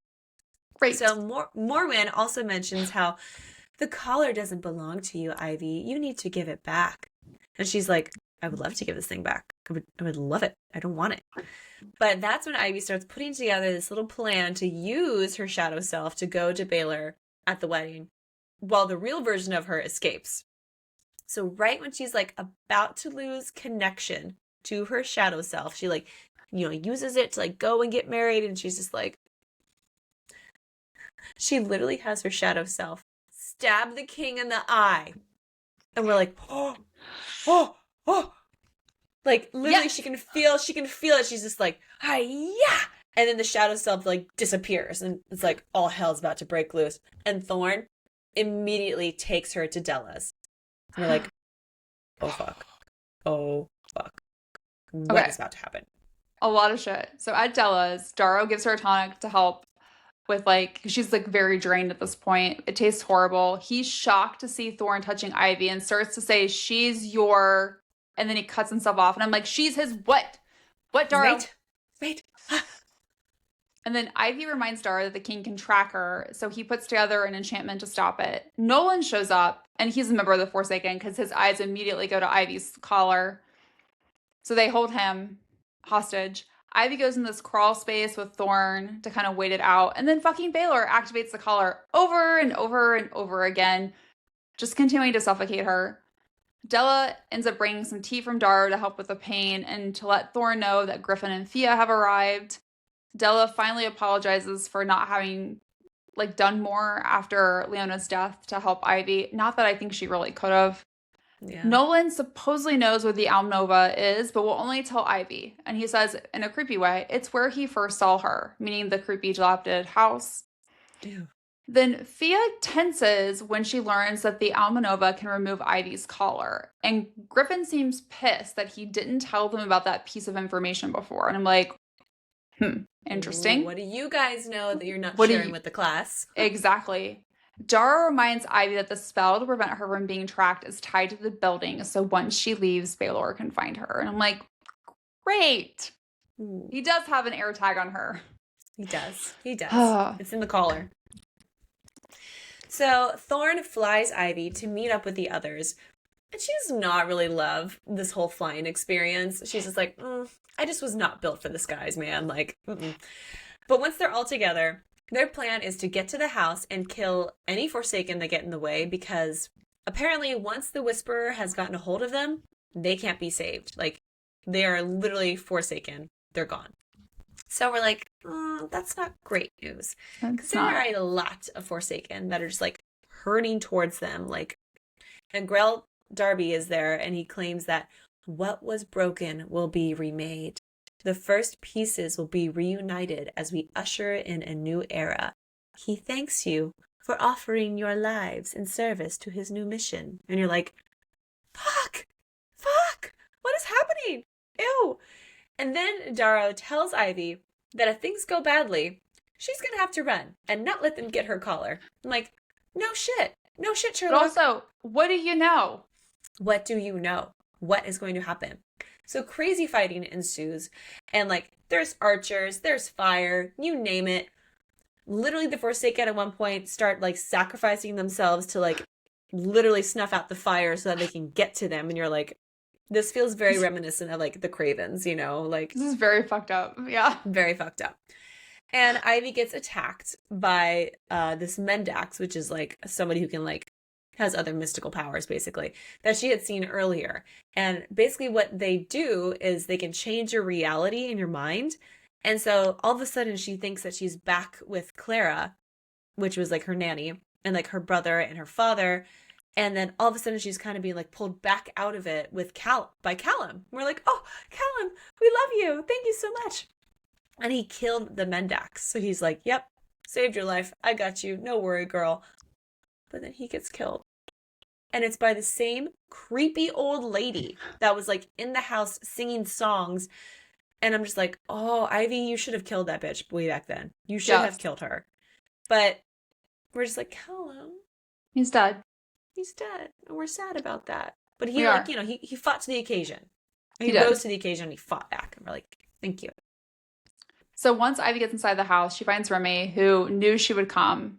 Him, along with the other Forsaken, serve the Almanova, the soul of the star.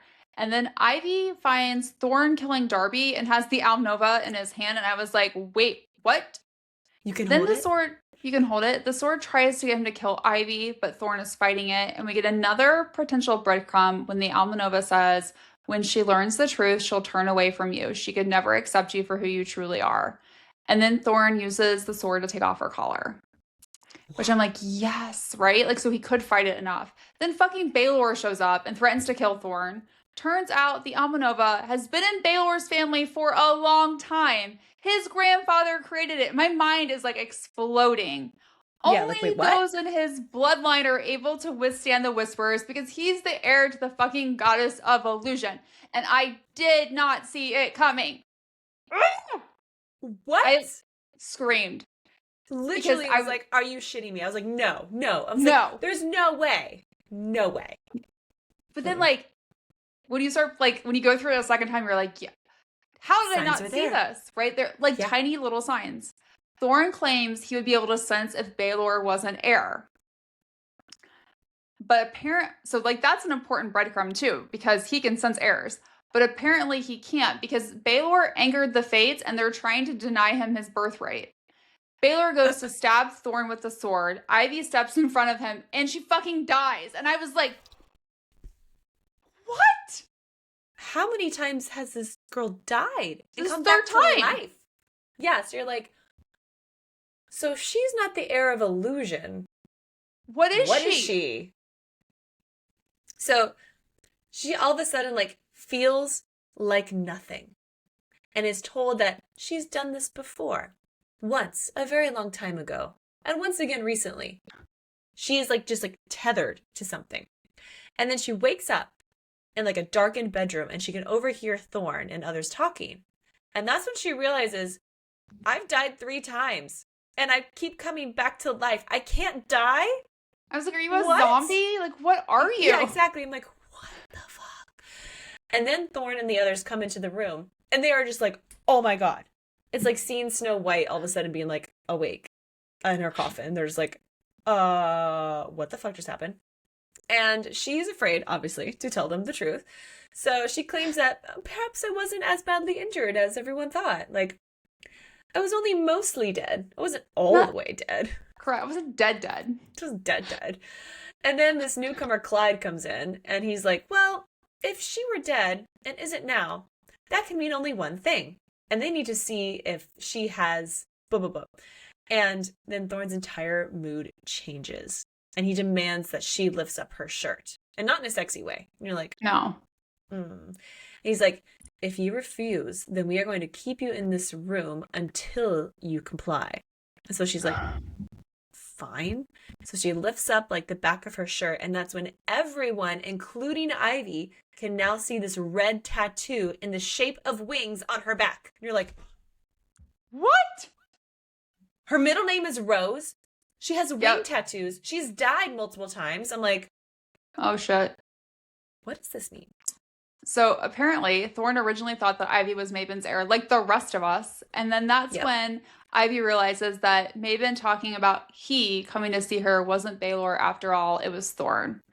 And that's why he should have killed Ivy when he first met her. This means Ivy's soul has been tethered to her body to prevent it from being pulled through the veil when she dies. And the only person that could have done that is Desmond, the former god of death. And then that's when Thorne drops the bomb that the former god of death wasn't his father.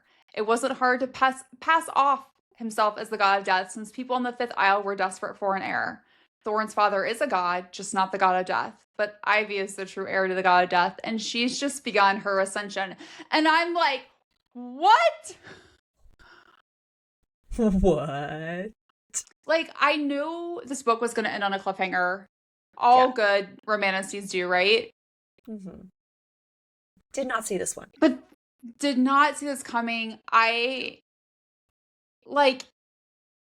mind is blown in the best way.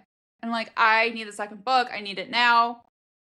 And it's also interesting because you're like, so did he technically like kill her like when she did touch him? But like it didn't like matter. I don't think so. I don't think like, neutralized. Yes. And I just but my God. We're doing theories. Yeah, we're just like, a lot of theories. It was so good. Chef's kiss. Like, oh. Mm-hmm. Okay, so why do we never learn when Baylor previously transformed and why? So we know from Ivy that she has seen it happen once and never wants to see it again. Like, it's bad. It's like, again, Beauty and the Beast, but bad beast. And we also learn that he tends to show glimpses of it when he's like really angry, like little claws come out and stuff. So our question is like, why weren't we told exactly when that happened in the past and like what caused it and like what happened? Like, it has to be something bigger to do like with Baylor and like what he has done to Ivy or potentially to others, like to hide his secrets. But we just don't get a whole lot of information and there's a reason for that. And I want to know what it is. So, why can Column see Ivy when she's hidden by an illusion? From what we've seen in the book, no one else can see her except for Thorne. However, the scene in the pub when Colin makes it known that she's there, he can somehow see her too. We also see Colin pop up later in the book and save her from being mind controlled. Like he knew where she was at. Is it Uh-huh. possible that he has some sort of power that allowed it to occur? Could he be someone who is sent to watch over her? Like I immediately thought was Colin like a victor. Yes. Yeah. Uh-huh. And then it made me extra sad when he died. And you're like, I know. But is he really dead? ooh. Mm. So, or is he also, ooh, what about this? What if Callum is an heir as well? Like he's like a son of a Ooh, god. Because like an old heir? Yeah, like an older heir. It's like the reason why Thorne can like see her and sense her, or not see her when she's invisible, like, but sense her, is because obviously he's a god. So what if Callum's also a god? That would make, I mean, we haven't met all of them yet. We haven't met all of them. And like we know the gods like to hide their heirs everywhere. So That's like true. he could have been one, but like not known about it.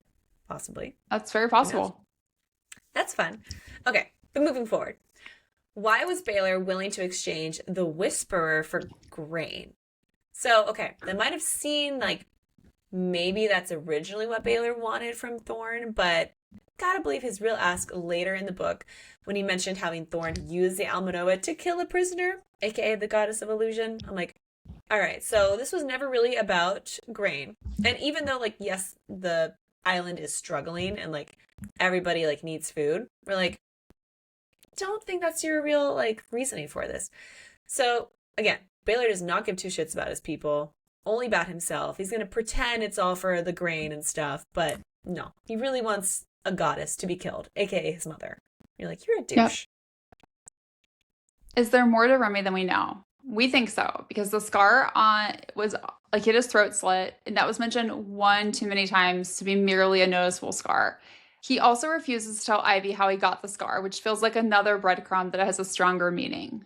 While he's definitely being controlled by the Whisperer in the book, she mentions how it feels like he can fight it. And we've been told that the only people who can fight it are gods. And she also believes that he killed her father to protect her. Is it possible Remy might be a god or potentially an heir? And that is how he's Mm. able to to fight off the full influence. It would also explain why he like if he had his throat slit, he didn't potentially die. Yeah. So now we're like, how many gods are there? Like, was Callum a god? Is Remy a god? Like, How many heirs hmm, are there? Who are the we've only heirs? met two gods. Yeah, there's gotta be more. Well, I guess three Now because we met also, the goddess of illusion. yeah, that's true, yeah. Now, why won't Lord Pomeroy admit that Ivy isn't his daughter? Like, we're told in the book, like, obviously this is true, and but he refuses to admit it, and he like won't engage in any of the petty gossip. But like, there's got to be a stronger reason as to like why. Like, the most logical assumption is that she was sent to be raised by Lord Pomeroy as a way to protect the god of death's heir, which is something that we know that they've done in the past. So clearly, Desmond should have picked someone much better than this asshole. I'm like, what do Lord Pomeroy and her brother actually know about her origin? Especially because like her brother then is sent away by the king after their father dies. And I'm like, what does that mean? Like, why couldn't she be with her brother? Like, why is he being sent Yeah. away? Does he know stuff? What is he hiding? What is he hiding? Can we trust her Okay. brother now? Like, oh, I don't I know. don't know. So, does Baylor know the truth about Ivy? We're theorizing the answer to this is yes, and that's why he put the collar on her at such a young age. We believe that it's possible the collar prevented her from beginning her ascension process, and that's why the tattoo doesn't appear until the collar is removed. This would also mean that it's possible that Darrow has known the truth about her this entire time. He does seem to have way more insight into what's going on than he is willing to share with us. Of course. I'm like, Darrow, rude. Like a Draken as well. Now, why did Thorne have such a strong reaction to Ivy's middle name? Well, we do know that Rose is literally tied to the god of Sigil's death, hence why Thorne has his own rose tattoo. So there's an obvious connection there, but making us question if Thorne might have an inkling of who Ivy was longer before it officially even came out. It would explain why she could touch him, of course, whereas other people can't. And he appears very suspicious about the possibility of it when Clyde mentions it at the end. But we gotta wonder, is there a part of him that might have known this entire time? Like when she said Rose, it's like, ding, ding, ding, you must be Yeah. it. But he like didn't want to believe it until he saw like the tattoo of Yeah. her wings. Or was he kind of faking it in front of other people because he didn't want them to know? Yeah. He wanted to pretend to be shocked too, when really it's like, Correct. nah, I've known the whole time. So Thorne. who is Thorne's dad? We know he's a god. We know his mom was a reaper. Our best bet is that Thorne's dad is the god of life. It would explain the connection to Leland and the intense dislike of Foley. It would also explain why Foley has been on his father's side since birth, unlike most heirs. We're assuming that Foley is younger than Thorne, and the god of life wanted to ensure nothing similar happened to Foley as it did with Thorne. Because we know that he's paranoid, right? It would also make us question who raised Thorne after he was 8 years old. Like, did he just, like, exist by himself? Yeah, it's like, where did you go? Where did you fly off to? And why hasn't the god of life pointed out that Thorne isn't the true heir of the god of death? Is it possible they have not seen him? Like, is it possible that the god of life hasn't seen Thorne as the god of death, just knows his name is Killian, which is not what Thorne goes by? Yeah. And that's why he doesn't know. Because we know that, like, Killian doesn't, the god of death doesn't go to places and like to be seen. Ooh. Oh, we need the second book. We need answers. Also, why does Thorne want the Alma Nova? The simplest explanation is that Thorne wants to kill his father, who we know is a god, and the sword would allow him to do that. So again, that would allow him to then avenge his mother's death. We're like, okay, yep, good. And theoretically, it would also help him ascend to be his father's replacement. But is that his true plan? I don't know. But it's also possible that Thorne wanted to use the sword to kill Desmond's heir, because he does seem to know that there is a female heir out there on the Seventh Isle.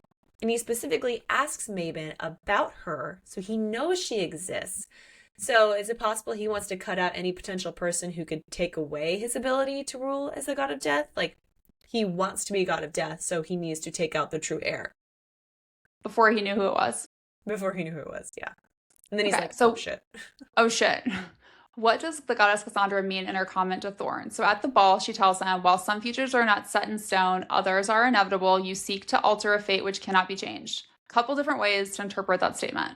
It's likely that Cassandra has told Thorne about a future that he's trying to change, even though she's warned him that this is not possible. The simplest theory is about the one who ascends to becoming the god of death. Perhaps she's told him there's a true heir out there and he can't prevent that person from taking over.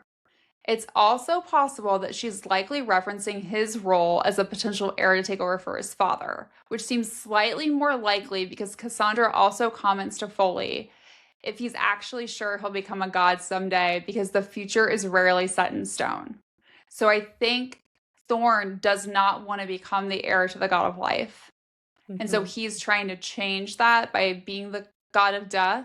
And Cassandra's like, dude, I know you want to do that. It's not going to work. Which is so funny because it's such like an opposite thing. Yeah. You know, like normally, like gods that we know of, they want to be the god of life and not the god of death. And I'm like, huh, you want to be if death. The god of death is responsible for like basically holding you and your mother in captivity, or the god of life for holding you and your mother in captivity and causing her death. I get it. I mean, yes, I can sense why you wouldn't want to, fill their shoes. But it's pretty interesting. There's going to be a father-son moment in book 2. That might be really good. Now, why is Thorne so cold towards Ivy at the end? So, 2 potential theories on this one. First is that he feels it's possible that she lied to him about who she was this entire time, like intentionally hiding her role as the heir to the god of death. And it does make him obviously look rather incompetent in front of his advisors to be so distraught over her death, given her real identity. So, like, he could just be cold because he actually believes she lied, or because he's trying to just play the part in front of other people.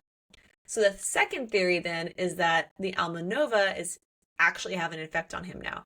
And we know that he touched it. And while Thorne was able to like fight off trying to kill Ivy, the sword did impact him. So this new coldness towards her could be that like lingering impact and like is it going to get worse? Like, if he gets close to the sword again, like, is that going to take over and he's going to want to kill her? Like, That's what we've been told, is that like you can't, once it takes you, you can't get rid of it. And the closer you are to it, the stronger like its control is. yeah, like, And ooh, Baylor has it right now. ooh. Yeah. Are Thorne and Ivy fated mates? We believe so. You cannot argue with us otherwise. There are numerous instances where there's an obvious connection between the two of them, and we're pretty sure Thorne knows about this connection as well as Darrow, but neither one of them have thought it would be wise to tell Ivy. Checks Of out. course not. Yeah. Course Why would not. we tell her anything about herself? No. No. Okay, hot and steamy. This felt like a 2.5. Yeah. Boo. Wanted more. But we do get something steamy. So we get chapter 30, where Thorne goes down on Ivy after he realizes that he can touch her. He's like, now I want to taste you. He literally begs her. He says, please, Ivy. He begs, please let me taste you. Yes, I gasp, unable to deny him anything right now. Setting my feet back on the ground, he quickly kneels before me. His fingers immediately get to work undoing the laces of my breeches, and he pulls them down, exposing me. There's no time for embarrassment because his mouth is on me in an instant. His tongue pushes through my slit, gliding from my entrance up to that pulsing bundle of nerves. A startled moan falls from my lips as sparks shoot through me. You taste even better than I imagined, he murmurs, licking his lip to savor the flavor before returning to his task. Thank you. And I'm just like, come on. This was Give me so more. good. Like, that little segment of the chapter is like so spicy that I'm like, please, like, you're edging us. This is so rude. I want more. But maybe Give there'll me be good more. payoff in book 2. God, I hope so. I hope so. Okay. In terms of what's next, if you enjoyed this book, we think you'll also love the Crucible series by Abigail Owen, which includes the games Gods Play, the things Gods Break, because who does not love another God of Death? We sure do. Mhm. This also gave us some major Thrall series vibes, which is a dystopian romance by K.A. Riley. Highly recommend checking out that series too. And then join us next week when we dive into the world of romantasy and cover The Ever King by L.J. Andrews. Happy reading, everybody. Happy reading. Thanks for listening to Late Night Reads. Don't forget to follow us on Instagram, TikTok, and Facebook at Late Night Reads Podcast. And check out latenightreads.com for even more information about all the books we're reading. If you loved today's episode, make sure to subscribe, rate, and review our podcast. And share the show with your fellow book lovers.